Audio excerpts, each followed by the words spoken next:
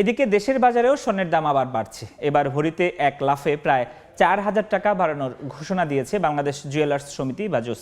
তাতে মঙ্গলবার থেকে ভালো মানের এক ভরি স্বর্ণ কিনতে খরচ করতে হবে ২,২২,০৮৩ টাকা। দেশের ইতিহাসে এটি স্বর্ণের সর্বোচ্চ দর।